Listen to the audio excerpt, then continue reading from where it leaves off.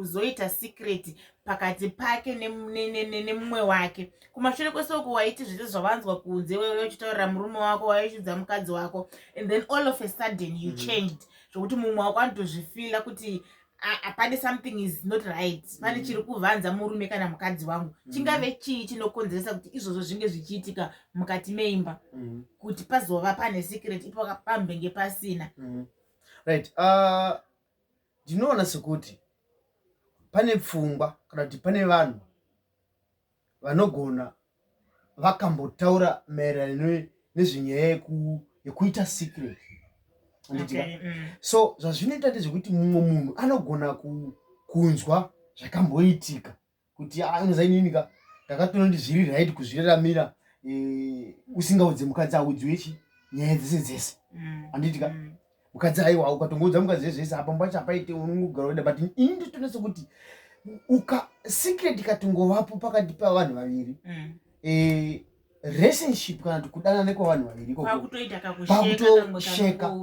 Because kana wambotanga kugona kuita secret, ini ndichigara newe ndichipinda newe pai mugumbezi chinozotadzisa kuba chii kana kuti woba wotadza kuudza umwe wako iwe wambogona. But secret inotangira pakachingani idiki pakuti umwe munhu anogona kuudzwa kana iwe unogona kuudzwa nyaya pamusoro pangu inini, like nemumwe munhu ari kutaura nyaya yekunyepa pamusoro pangu, then iwe obva hazviite kuti ndivaudze kuti ndanzwa nyaya yakati pamusoro pako ndizvo here. Ndo painotangira secret. The more anotanga kukipa chinhu ichocho anditika anobva azoita secret dzakakura nekukura. Saka ingapedzwe sei kana kuti chinoita kuti isatombobvira yavepo kubvira pakutanga? Tinofanira kuita sei marelationship kuti from the day 1 kana even day 20 day 100 secret isabvire yatombovepo pakati pedu? Chii chatinofanira kuita? Be open each other. Anditi usawanzira mumwe wako, anditika usawanzira mumwe wako kuti asha chafunga kuda kuita iwewe, anditi kana chawanzwa pamusoro pako kana pamusoro pangu, be open, taura ipapo kuti shamwari pane zvandanzwa zvandisina kufarira, anditika nyaya yotaurwa bozi kutaura kusikuro kuti urudo kutopopotera munhu kati watuti ndizvo